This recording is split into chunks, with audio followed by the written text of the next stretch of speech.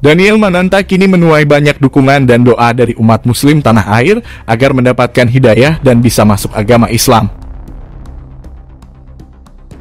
Apalagi melihat kedekatan Daniel dengan Ustadz Abdul Somad, UAS. Suami Viola Maria itu kedapatan beberapa kali menghadiri acara pengajian dengan UAS sebagai pembicaranya. Diisukan mualaf setelah mengunjungi UAS di Pekanbaru, Daniel Mananta mengungkapkan bahwa kunjungannya saat itu murni hanya ingin membangun silaturahmi dengan sang ustadz. Namun Daniel Mananta rupanya memiliki perjalanan spiritual menyangkut agama Islam yang pernah dialaminya di masa lalu. Mantan pembawa acara Indonesian Idol tersebut mengungkapkan alasannya berhenti dari ajang pencarian bakat itu. Jadi sekarang kita balik lagi ke tahun 2019. Itu ketika gua lagi lihat anak-anak Indonesian Idol seru-seruan latihan rehearsal buat eliminasi. Habis itu gua berdoa aja.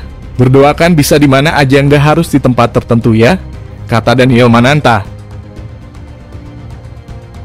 Daniel Mananta bersyukur karena bisa menjadi pembawa acara hingga season ke-10.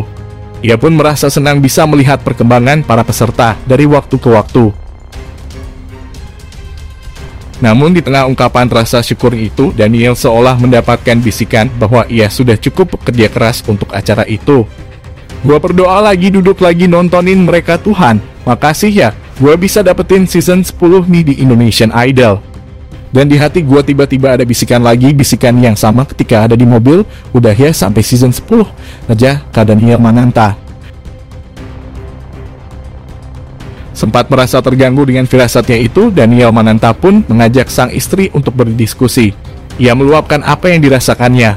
Viola pun berdoa kepada Tuhan untuk memohon petunjuk atas keputusan yang diambil suaminya.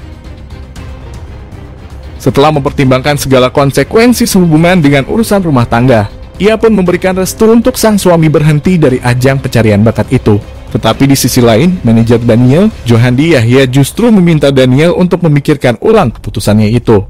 Maka dari itu, Daniel Mananta sempat dibuat bimbang atas keputusannya. Saat itu Daniel tidak sengaja mendengar kisah Nabi Ibrahim dan Nabi Ismail yang dijelaskan dalam Al-Quran tentang awal mula kurban.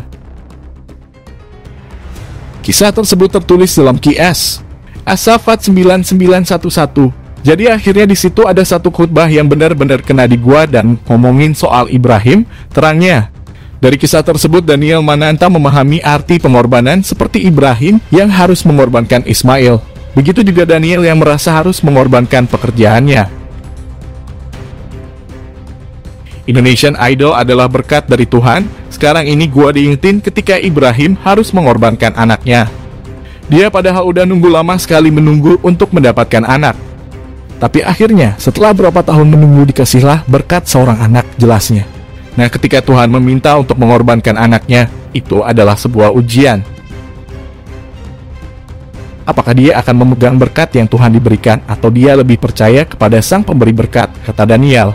Bagi Daniel Mananta, Indonesian Idol adalah tempatnya bekerja yang sangat berarti. Namun ia merasa sudah waktunya untuk melepaskan, mengikuti kata hatinya.